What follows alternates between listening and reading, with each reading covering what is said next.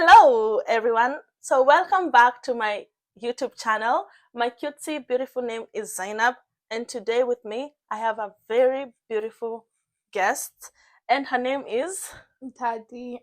Ntathi from. My name is Ntathi. I am from the beautiful kingdom of Lesotho.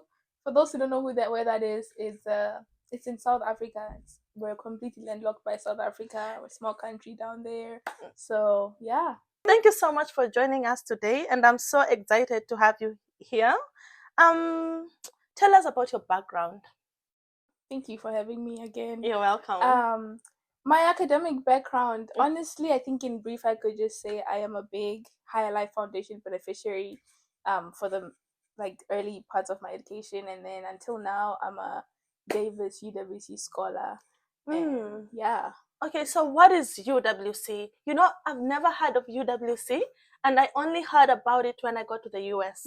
Yeah, so, and I will meet scholars from everywhere, from Africa, from Kenya, from South Africa, Zimbabwe, and they all said, no, we are UWC scholars. And I'm like, yo, I've never heard of this. Please tell me, what is UWC? Yes, so I'm part of this huge UWC thing going on. But it's just an international, at the core, it's just an international network of schools.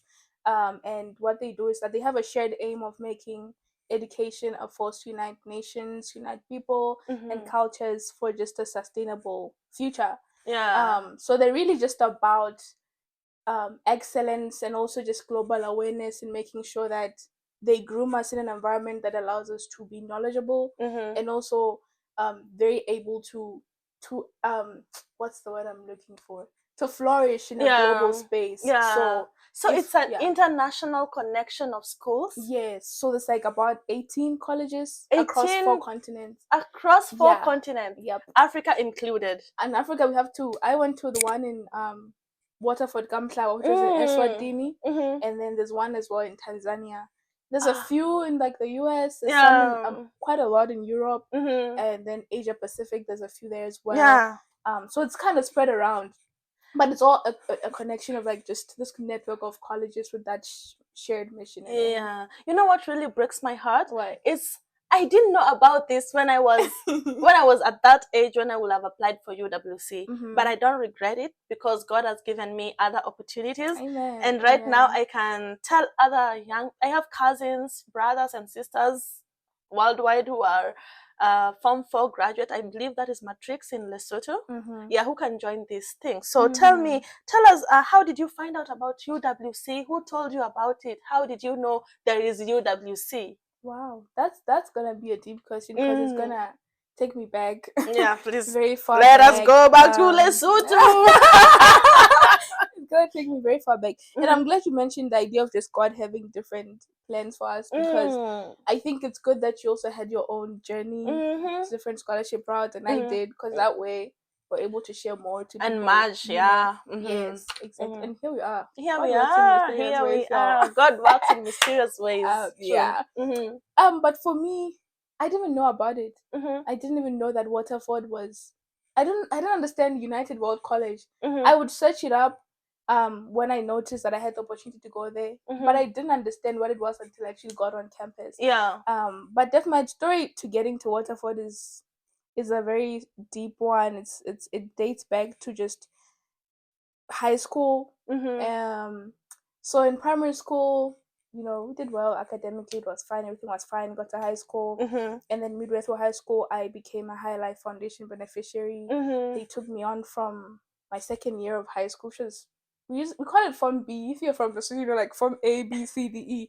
E is like IGCSE or the Matric one. Okay, so Form B is like Form 2 in Kenya. Yes. We also do the 2s. 1, 2, 3, 4. Yes.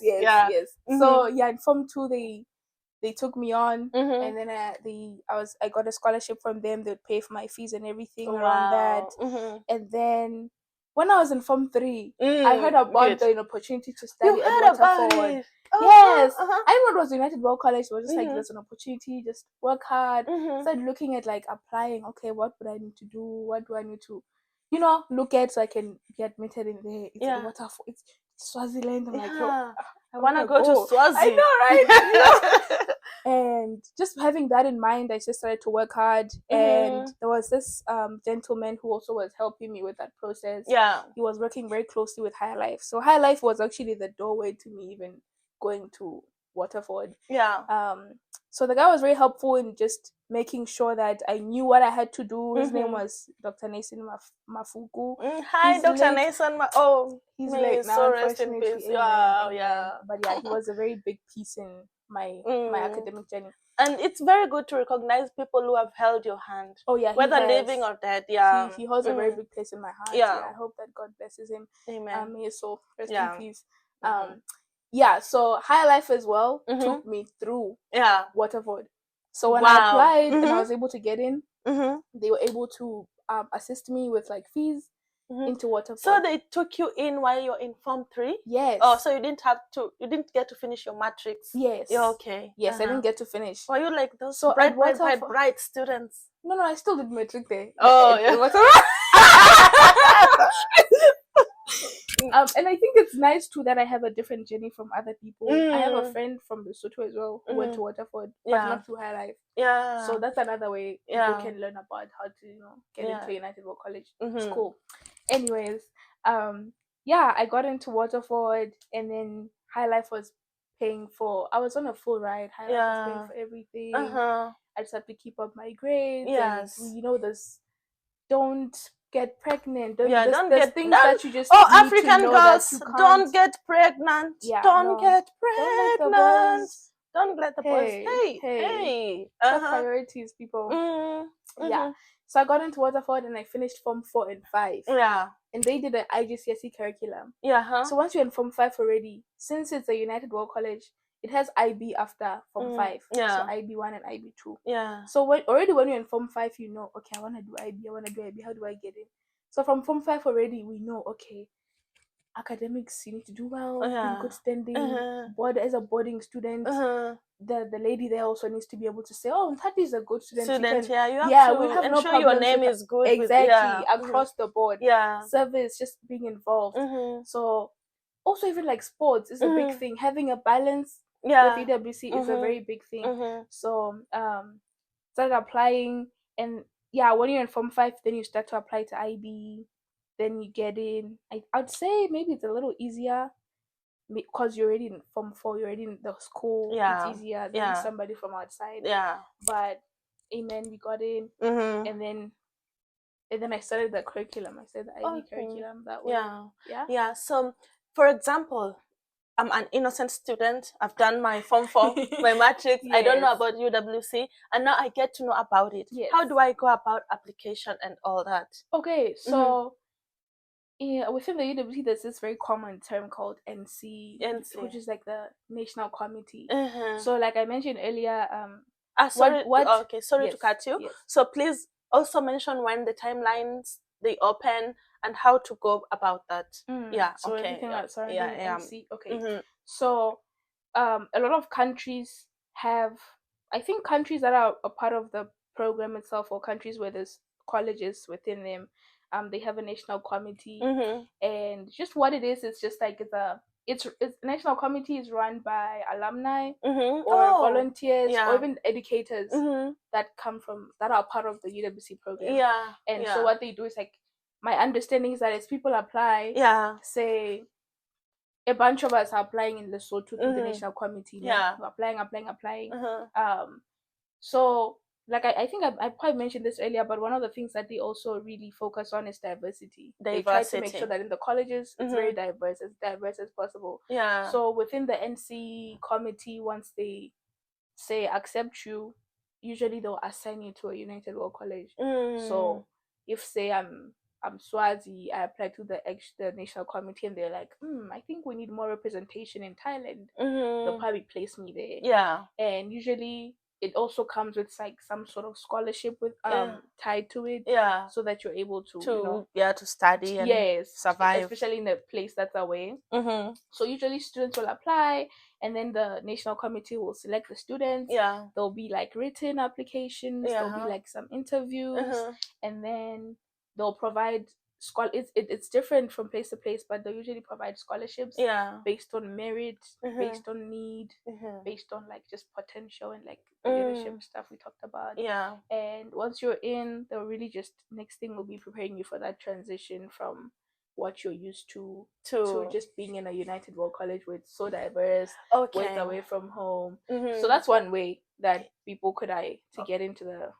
So I have a question. Okay. So I'm done with my matrix or my form 4. And then so in Kenya, once you're done with your form 4, you prepare to go to undergraduate. So instead of preparing me to go to undergraduate, I should prepare to go to UWC. So for example, I want to go to UWC. So after my matrix, I apply for UWC. How long do I study in the UWC? Okay. So yes, it is a good route, especially if you want to study abroad. Just because of the scholarship, you'll be able to be a part of like the Davis Scholar. After IB. But as you said, you're doing Matric, right? Okay, so so I'm doing Matric. So okay, I'll come again. I'm doing Matric. I'm done with my Matric. And I want to go to the university, but because I want to go abroad later, I take the route of UWC because this is what I want to advise. I get you. Now you get me. So how do I go, and how what are long your next steps? What are my next steps? And how long will it take for me in the UWC before I start my undergraduate? And you finally start your first year. Yes, I know. So your next step after Form 5, I'd say, would be to apply to UWC. But I think already in Form 5, I'll just say start researching and applying. Grades wise, what are they looking at? How academically achieving should I be? Involvement is a big thing, like I said. So be it sports, be it just community service, they really care about that as well. So I just say going there, researching, so you can see the things that you should be working on to make yourself, more eligible. That's the first thing, and then definitely applying. But it's just a 2-year program. So and after 2 years, are you guaranteed that they're gonna place you at a university abroad? So what it does is like, in my case, for example, right? Once you've done the 2 years, the 2 years of the program, then once you graduate, right? There's this. So his name is Shelby Davis. He's a philanthropist. So usually under the Davis Scholar program with the United World Colleges, what he does is he sponsors students from these UWC colleges just to further the mission of diversity, being a global citizen, and all of that, and environmental awareness. So I'd pretty much say you're guaranteed. That scholarship of like, okay, if you make the cut and you actually do well, you can even. He has partnered with over, I think, around 99 or more in the US. So universities. Harvard is one of them. MIT is one of them. There's colleges as well, liberal arts colleges. So there's a fixed amount that you get towards your fees. I think it's 40,000 per year or something. So it doesn't cover the entire thing, but they have a grant for you yearly for the 4 years that they'll cover. And that is good because they don't have to cover all of it, because once you get to the US as a student, you're allowed to work at least some hours. And you will be able to pay the remaining. It's not that bad. You can apply for scholarships while you're here, and you can. There's also financial aid that usually will help, like, top up everything. So in my case as well, I think I had to apply for financial aid. So it covers everything.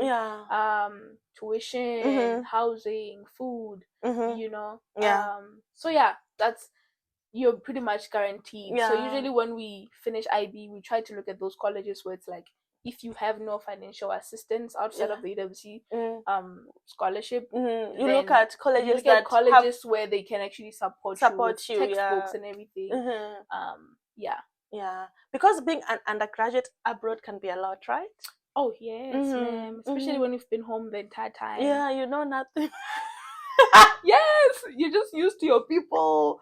Now you're alone. Your mom is on the phone. Like, you can't just say mother. And when when you come here, the classes, the students here are typing. And you my can, guy, and you still know where A is on and the you keyboard. See, Ntathi, takes you a while to type your name. Yeah. Nobody said it's gonna be easy, Nobody but it's said, not that hey, bad. You will survive. I survived. She's surviving. She Amen. survived. Amen. Yeah. And so you're gonna survive. So if you're out there and you have a cousin, a brother, whoever, your child, they have graduated Form 4 or Matrix, or they're about to, please prepare for UWC, because I've seen so many people come to the United States through this, and it's like an easy getaway to coming to the United States. Yeah, so what are your last thoughts about the UWC thingy? Honestly, you just feel like you owe a lot to the program itself. I always look at myself to this day, I'm like, God, whatever plans, like, I think just the way God has been so supportive and even putting me in this program, it's such a good program to be in. And I'll just say, for viewers out there who actually just want to study abroad or want more for themselves and want opportunities outside of where they are, even within, I'll just say, work hard, try to stand out. I know we want to have a social life, probably want to have like a boyfriend or girlfriend, or like, do modern day stuff. That's okay. I mean, we're all human. But I definitely say work hard to stay disciplined and know what you want. Know that you want to get there, and these are the steps I need to take to get there. And put in the work. Put in the work. What your decisions you're doing today, are they helping you to get there? If not, maybe reevaluate and recalibrate and see what else you can do that's better. So definitely say this one is outshining me in my YouTube channel. Yes, please tell them. So definitely stand out. Just stand out and try be balanced. Don't just be a nerd and just in books and just that's it. It's very important as well to just maybe do art or do something else that's not super like academic and very like math and all that. Be involved. Yeah, it's and not just there's something you said earlier before we started the podcast, and it was so important, and I would love you to say it loud, because you said service. About service. Service is a big thing. Service is as simple as, yes, it's greeting the neighbor in the morning. It's seeing the lady holding bags and being able to help her get to the next place. Just the little things that you do, because at the end of the day, we live in a world where we're trying to live in a better place than we found it. The hand that giveth. Blessed is the hand that giveth. The hand that giveth is the hand that receiveth. Please, brethren. Amen, church. Don't be selfish. Just try. In my case, I'd like to mention that I run 2 organizations in Kenya, non-profit, and I feel like they have played a very, very big role in enabling me to be here today. And I also have a knowledge that you have organizations in Lesotho that you're trying to help the needy and all that. It's very important. It's very important. And I think one thing about just being a beneficiary is that it puts in you a mindset where you want to help others as well. So if you want to be part of this program, it's gonna help you a lot in how you see the world and how you see others. There's no time for being selfish. No. That's not what God is about anyway. So yeah, I'm a part of some orgs at home. Yeah, I am gonna invite her so that we're gonna talk about that in my next channel. So stay tuned, because she's gonna be a regular. Amen. So what are your final thoughts or closing thoughts about encouraging the youths about, many youths get to, in Kenya, for example, where I grew up, people do well in Matrix or Form 4, but because the family is unable to send you to the university or to pay for you a course, so people tend to give up and maybe indulge in things that don't even help them, or they just get discouraged. Or you go to the university and you don't have funds to even help yourself, so you just said, whatever, man, you give up. What are your closing thoughts on that? Hey, here we don't give up. Maybe this is personal to me, but I'm a very firm believer in God. And I'll just say, stay firm in your faith. Your faith will take you far in terms of just remembering that God has plans for you. But also keep knocking on doors. Keep knocking on doors. If it means going to that gentleman who works at some office and asking about opportunities, being able to say, I know your students are studying abroad. Are there things you can advise me about in terms of getting into a program that could pay for my fees? Or knock on doors, find those opportunities, go out of your way, do your research, just do the work. You know, go the extra mile. Just I think it's very important to have an idea of where you want to be in life, or what you want to be. What you want, what you want. Yes, what is your heart? I wanted to be a pilot. I see myself with this girl. Exactly. If you see yourself on a, I don't know how the things work in the plane, but like if you see yourself as a pilot, how are you getting there? How are you getting there? How are you getting there? How are you? You know what I mean? Yeah. Just even, you need to know math. You need to be good at math. Work on your math. Yeah. Connect with people who are pilots. There's not exactly so that they can advise you and mentor you and guide you along the way. So viewers, I hope you've had this, and please share this. And thank you, Ntathi, once again. Thank you so much. It's been a pleasure. One more thing: stay humble and respectful all the way, and humility. It will take you so far. It will. Humility and respect. Yeah, that's it. Pray hard. Pray hard. God listens. Work hard. Stay humble. God is a listener. Amen. And when you knock and ask for fish, God will give you fish. Amen. Okay, so like, share, and subscribe. Till next time. Bye.